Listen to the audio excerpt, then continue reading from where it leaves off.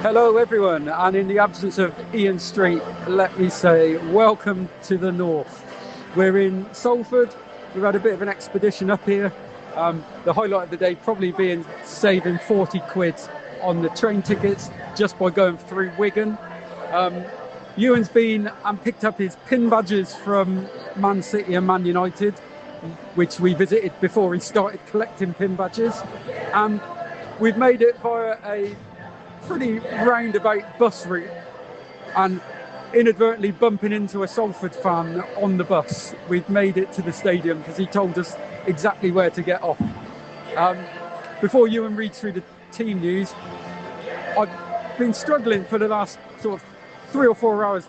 I can't explain why we've come. We've got no chance in this game whatsoever.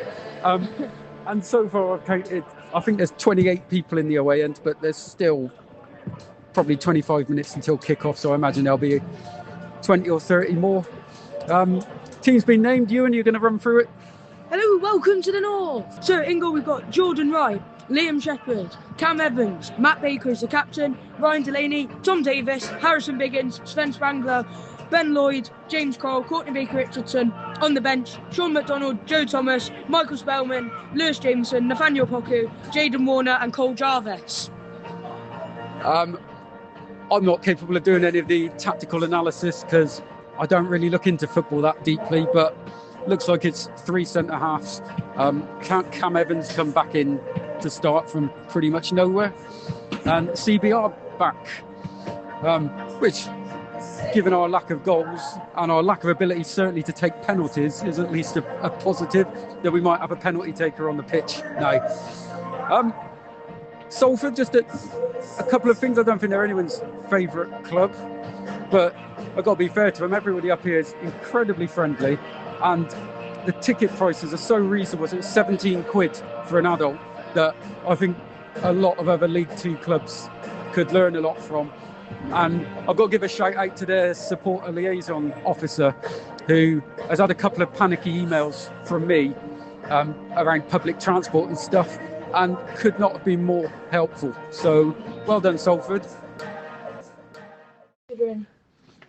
Okay, we are back at the tram stop. We've got 2 minutes until the tram comes, buzzing from a amazing away victory. But it's just great to have spent 90 minutes watching Newport County look like a competent football team. I thought the 2 centre-halves were magnificent, and then second half we had 2 chances on the break that we finished off, and although everyone around us, we were all still nervous at 3-0 up in injury time, because if any team can blow that, it's County. But we managed the game pretty well. Salford had a couple of good chances, probably with about 20 minutes to go, that if one of those had gone in, could have been a different story. And then it was great at the end, like CBR, Baker were in with the crowd, just a real positive attitude. I don't know what the other results are, but at half time they weren't looking great, so I think it was a super important victory.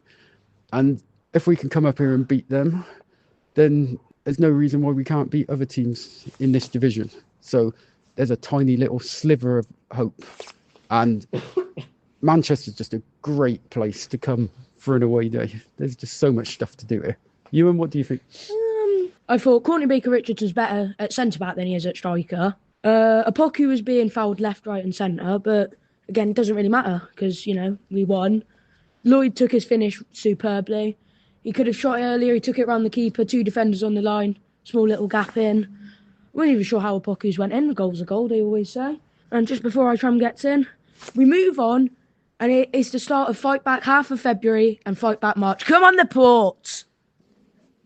Just back at the hotel, and the other thing that I thought of is we really didn't cock around with the ball at the back at all in this game. It was much more direct.